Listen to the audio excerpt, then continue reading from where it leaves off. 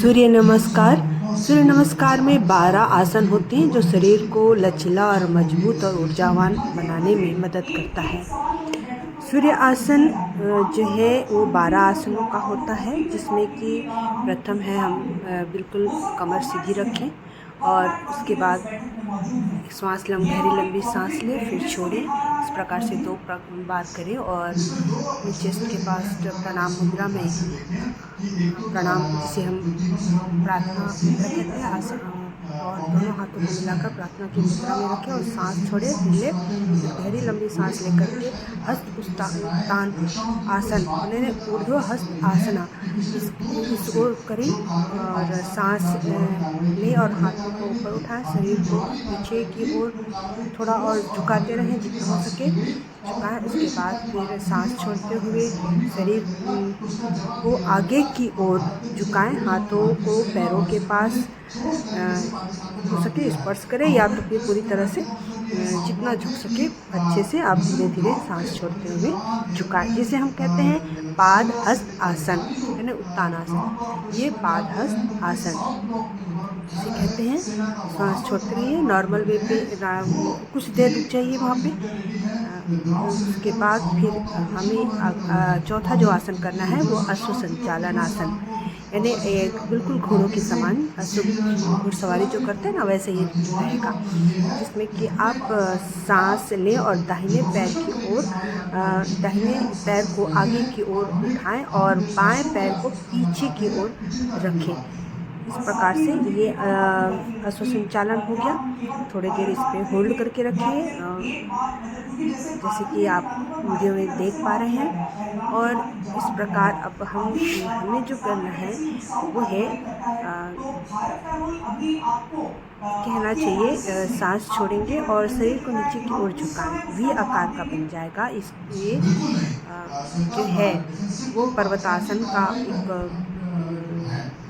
हुआ नमूना। उसके बाद फिर आप भुजंगासन जाएंगे, जिसे हम या तो फिर हम इसे कहेंगे कि चतुरंगासन। ये जो चतुरंगासन में जाएंगे, चतुरंगासन के बाद हम भुजंगासन में जाएंगे। ये अष्टांग नमस्कार करेंगे, तो ये अष्टांग नमस्कार ये किया हमने अष्टांग नमस्कार।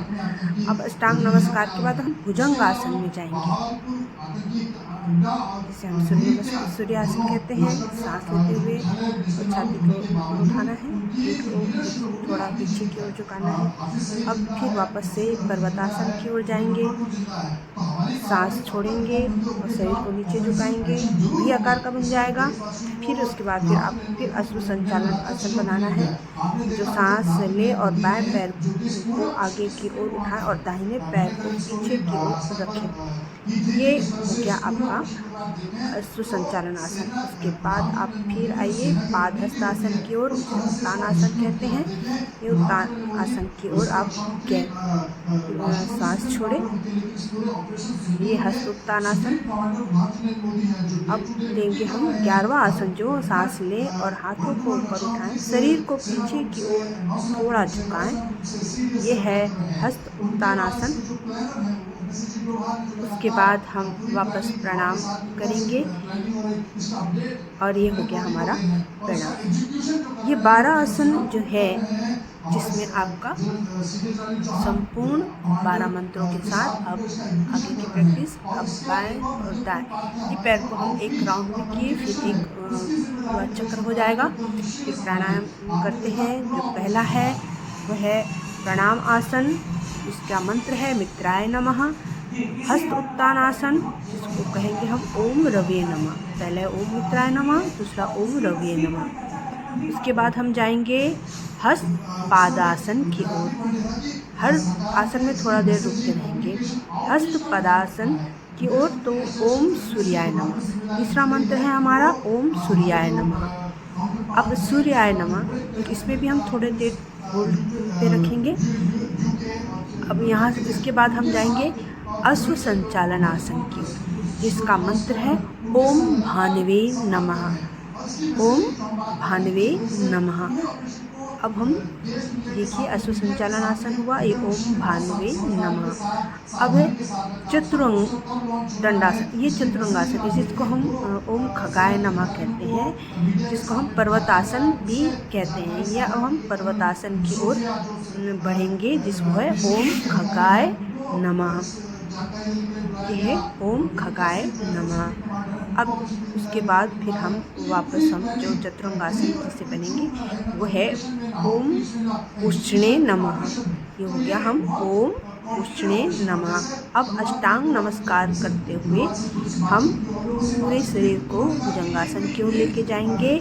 वो कहेंगे हिरण्य गर्भाय नमः। बिल्कुल वो है हिरण्य गर्भाय नमः। अब वापस हम जाएंगे पर्वतासन की ओर जिसका मंत्र होगा ओम मरीचे नमः। भुजंगासन के बाद जाएंगे हम पर्वतासन की ओर ओम मरीचे नमः। अब उसके बाद हम अधोमुख श्वासन करने, फिर वापस हम अश्व संचालन के आसन की ओर जाएंगे ओम आदित्याय नमः। एक पैर किया, दूसरे पैर पलट करके उसको जाना है दाहिने फिर बाएं। या ओम आदित्याय नमः जिसका मंत्र है ओम आदित्याय नमः। फिर उसके बाद आप जाएंगे पादहस्तासन की ओर जिसे ओम सावित्रे नमः कहेंगे। इसका है अब हस्त पदासन मतलब उत्तानासन, तो उसकी ओर फिर वापस आप जाएंगे ओम अर्कराय नमः हो जाएगा। उसका मंत्र हो जाएगा 11वां ओम अर्कराय नमः। फिर ताड़ासन के रूप में हो जाएगा और जो होगा ओम भास्कराय नमः हाथ जोड़ते हुए फिर ओम सूर्याय नमः। इस प्रकार से ये 12 मंत्रों के साथ आपका समस्त आसन हो गया। जो आप बेहद